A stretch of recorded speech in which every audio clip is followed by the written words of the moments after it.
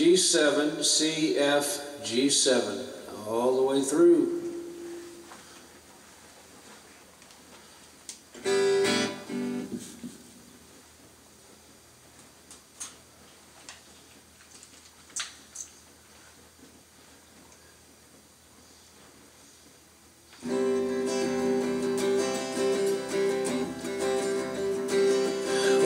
Taking a trip out to L.A., tooling along in my Chevrolet, toking on a number and digging on the radio. And just as I crossed that Mississippi line, I heard that highway start to whine, and I knew that left rear tire was about to go. Well, the spare was flat, so I got uptight, because there wasn't a filling station in sight. I just limped on down the shoulder on the rim.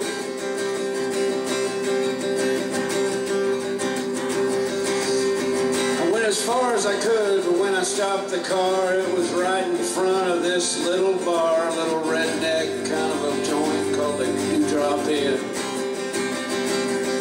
Well, I stuffed my hair up under my hat and I went in, told the bartender that my tire was flat, and would he be kind enough to give me change for a one.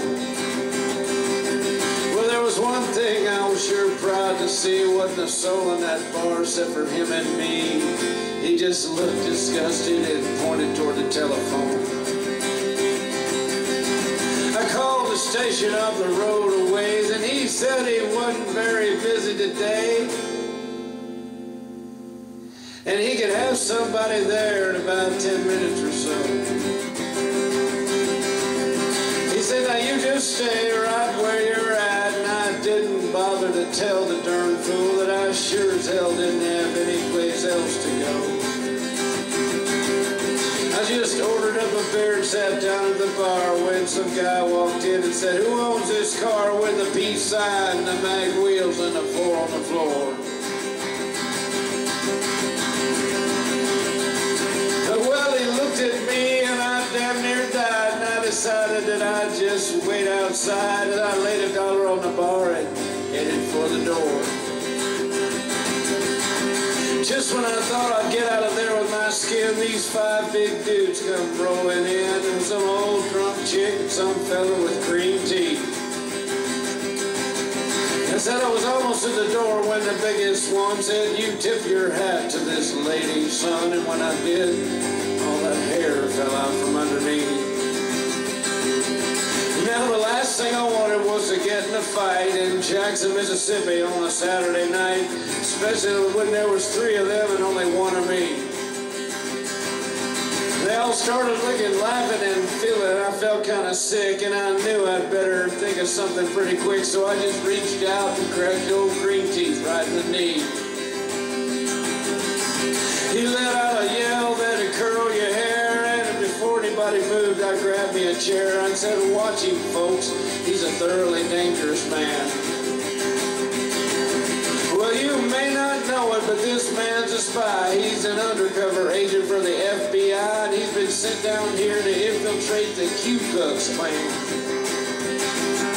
He was still bent over, holding onto his knee, and everybody was looking and listening to me, and I was laying it on thicker and heavier as I went. I said, would you believe this man has gone as far as tearing Wallace stickers off the bumpers of cars, and he voted for George McGovern for president. He's a friend of them long-haired, tippy-top pinko fags. I bet you he's even got a commie flag tacked up on the wall inside of his garage.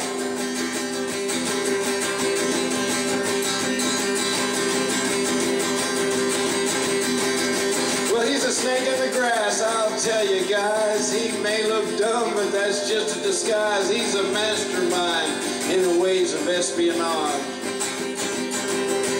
They all started looking real suspicious at him, and he jumped up and said, now just wait a minute, Jim, you know he's lying. I've been living here all of my life. I'm a faithful follower of Brother John Birch, and I belong to the Antioch Baptist Church, and I ain't even got a garage. You can call home and ask my wife. started saying something about the way I was dressed, but I didn't wait around to hear the rest. I was too busy moving and hoping I didn't run out of luck. When I hit the ground, I was making tracks, and they were just taking my car down off the jack. So I threw the man a 20 and jumped in and fired that mother up. Mario Andretti would have sure been proud of the way I was moving when I passed that crowd, headed out the door and headed toward me at a trot.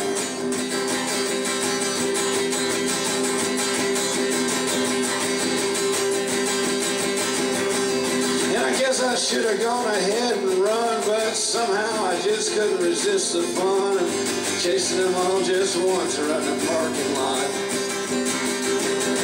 Well, they were headed for the car, but I hit the gas and I spun around and headed them off at the pass. I was slinging gravel and putting a ton of dust in the air.